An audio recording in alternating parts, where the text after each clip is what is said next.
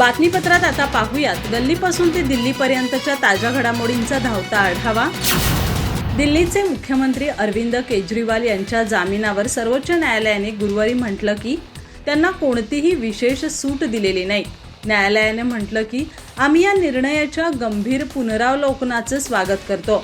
न्यायमूर्ती संजीव खन्ना आणि न्यायमूर्ती दीपंकर दत्ता यांच्या खंडपीठाने सांगितलं, आम्ही आमच्या निर्णयात म्हटलं आहे की आम्हाला ते न्याय्य वाटलं। ईडीच्या वतीनं सॉलिसिटर जनरल तुषार मेहता न्यायालयात हजर झाले। त्यांनी निवडणूक रॅलीत केजरीवाल यांनी केलेल्या विधानाला विरोध केला। जर लोकांनी आपला मत दिलं तर मला 2 जूनला तुरुंगात जावं लागणार नाही। सुप्रीम कोर्ट म्हणाले, त्यांच्या अंदाजावर आम्ही काहीही बोलू शकत नाही। केजरीवाल यांचे वकील अभिषेक मनु सिंघवी यांनी सांगितलं की एका केंद्रीय मंत्र्यानेही निवेदन दिलं आहे। सुनावणी दरम्यान त्यांचं नाव घेण्यात आलेलं नाही। सर्वोच्च न्यायालयाने 10 मे रोजी केजरीवाल यांना अंतरिम जामीन मंजूर केला होता। लोकसभा निवडणुकीच्या प्रचारासाठी केजरीवाल यांना 1 जूनपर्यंत दिलासा मिळालाय। त्यांना 2 जून रोजी सर्व परिस्थितीत आत्मसमर्पण करण्यास सांगितलंय। जामीन मिळाल्यानंतर केजरीवाल 10 मे रोजी 39 दिवसांनी तिहार तुरुंगातून बाहेर आले। मद्य धोरण प्रकरणी ईडीने 21 मार्च रोजी केजरीवाल यांना अटक केली होती। ईडीने त्यांना 22 मार्च रोजी राऊस एव्हेन्यू कोर्टात हजर केलं। न्यायालयानं त्यांना 28 मार्चपर्यंत ईडी कोठडीवर पाठवलं होतं, जी नंतर 1 एप्रिलपर्यंत वाढवण्यात आली। 1 एप्रिल रोजीच त्यांना तिहार इथं पाठवण्यात आलं आणि त्यांची न्यायालयीन कोठडी 7 मे पर्यंत वाढवण्यात आली।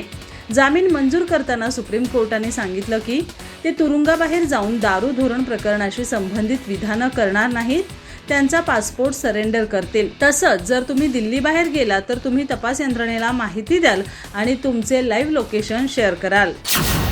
सर्वोच्च न्यायालयाने गुरुवारी सांगितलं की जर मनी लॉन्ड्रिंग प्रकरणातील एखादा आरोपी विशेष न्यायालयाच्या समन्सवर हजर झाला तर त्याला अटक करण्यासाठी अंमलबजावणी संचालनालयाला संबंधित न्यायालयाची परवानगी घ्यावी लागेल। न्यायमूर्ती अभय ओका आणि न्यायमूर्ती उज्ज्वल भुयान यांच्या खंडपीठानं पंजाब आणि हरियाणा उच्च न्यायालयाच्या निर्णयावर हा आदेश दिलाय, ज्यात उच्च न्यायालयानं आरोपीची अटकपूर्व जामीन याचिका फेटाळली होती। यानंतर सुप्रीम कोर्टाने यावर्षी जानेवारी महिन्यात आरोपींना अंतरिम जामीन मंजूर केला होता। हे संपूर्ण प्रकरण जमीन घोटाळ्याशी संबंधित आहे, ज्यामध्ये काही महसूल अधिकाऱ्यांवर मनी लॉन्ड्रिंगचा आरोप होता। न्यायालयाच्या निर्णयाचा अर्थ असा आहे की जेव्हा ईडीने तपासादरम्यान अटक न झालेल्या आरोपी विरुद्ध तक्रार पाठवली आहे, मग अधिकारी PMLA कायद्याच्या कलम 19 अंतर्गत दिलेल्या विशेष अधिकाऱ्यांचा वापर करू शकत नाहीत। कलम 19 म्हणतं की जर ईडीला एखाद्या गुन्ह्यात आरोपीचा सहभाग असल्याचा संशय असेल तर ते त्याला अटक करू शकते। मनी लॉन्ड्रिंग अंतर्गत आरोपीने जामिनासाठी अपील केल्यास त्यासाठी अट आहे।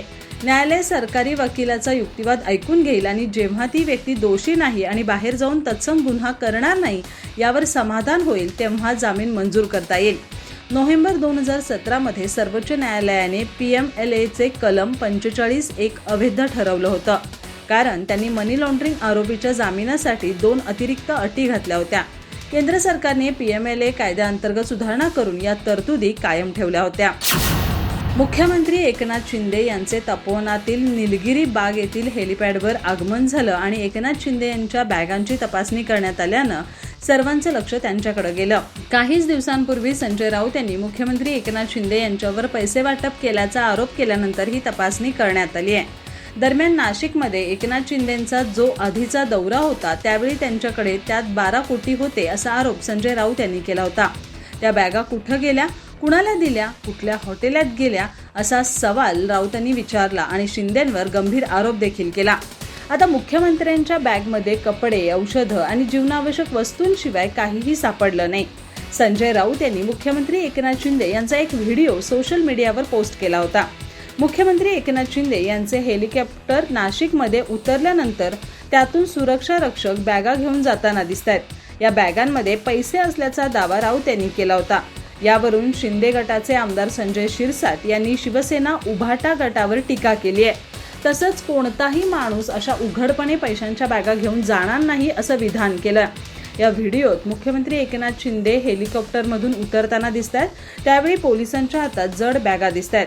त्यामुळे संजय राऊत यांनी आपल्या ट्विटमध्ये म्हटलं आहे की नाशिकमध्ये रात्रीच खेळ चाले, नुसता पै पाऊस 2 तासांच्या दौऱ्यासाठी इतक्या जड बॅगा कशाला लागतात? यामधून कोणता माल नाशिकला पोहोचवला जातोय? तसंच निवडणूक आयोग हे फालतू नाकाबंदी आणि झडत्या करताय. महाराष्ट्रात अधिकृत बॅगा वाटप धडधडीत सुरू आहे. पंतप्रधान नरेंद्र मोदींचा आत्मविश्वास गेलेला आहे, त्यामुळेच ते प्रचार सभेतील भाषणातून धर्म जातींवर बोलतात अशी टीका शरद पवार यांनी पंतप्रधान नरेंद्र मोदी यांच्यावर केली आहे. आज प्रसार माध्यमांशी ते बोलत होते. घाटकोपरमध्ये बुधवारी पंतप्रधान मोदींचा भव्य रोड शो पार पडला. यावेळी सामान्य नागरिकांना अडचणीचा सामना करावा लागला. यावरूनही पवारांनी मोदींचा चांगलाच समाचार घेतला. मोदी जेव्हा गुजरातचे मुख्यमंत्री होते तेव्हा राज्यातील कोणताही शेतीचा प्रश्न सोडवण्यासाठी ते माझ्याकडे यायचे असा टोलाही पवारांनी लगावला. पवारांनी मोदींच्या रोड शोवरून टीका केली. ते म्हणाले, मुंबईसारख्या शहरात रोड शो करणं शहाणपणाचं लक्षण नाही. लोकांना तासनतास थांबावं लागतं, वाहतूक कोंडी होते. मोदींनी रोड शो घेतला होता तो भाग प्रामुख्यानं गुजराती आहे. मोदींना रोड शो करायचाच होता तर मुंबईत मोठे रस्ते असलेला भाग होता, पण मोदींचं लक्ष विशिष्ट वर्ग होता, मात्र त्यामुळे लोकांना त्रास झाला अशी टिप्पणी शरद पवार यांनी केली आहे. पवार पुढे म्हणाले, आपण देश चालवायचा असेल तर जाती धर्माचा विचार करून चालत नाही. पंतप्रधान नरेंद्र मोदींचा आत्मविश्वास गेलाय, त्यांच्याकडे बोलण्यासारखं काही नाहीये, त्यामुळे लोकांना भटकवण्यासाठी ते जाती धर्मावर बोलतायत.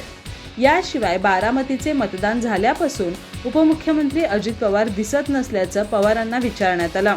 यावर बोलताना पवारांनी अजित पवारांची तब्येत ठीक नसल्याची माहिती दिली. बारामतीचं मतदान झाल्यापासून अजित पवार खरंच आजारी आहेत अशी माझी माहिती आहे, त्यामुळे ते कुठं दिसत नसावेत असं शरद पवार म्हणाले. 4 जून नंतर ठाकरे गट आणि शरद पवार गट पुन्हा फुटणार असा मोठा दावा भाजप नेते मोहित कंबोज यांनी केलाय. त्यांनी या संदर्भात एक खळबळजनक ट्विट केलंय. त्यामुळे राजकीय वर्तुळात चर्चांना उधाण आलंय. फिरसे खेल होबे असं म्हणत त्यांनी 4 जून नंतर राजकीय भूकंपाचे संकेत दिलेत. मोहित कंबोज यांनी एक ट्विट केलंय. यामध्ये कंबोज म्हणाले, 4 जून नंतर उद्धव ठाकरे गट आणि शरद पवार यांची राष्ट्रवादी फुटणार आहे. शिवसेना, उभाटा आणि राष्ट्रवादी एसपीचे उर्वरित आमदार आणि नेते पक्षाला रामराम करणार आहेत. अनेक आमदार, खासदार, नेते शिवसेना आणि राष्ट्रवादीच्या संपर्कात असल्याचा कंबोज यांचा दावा आहे.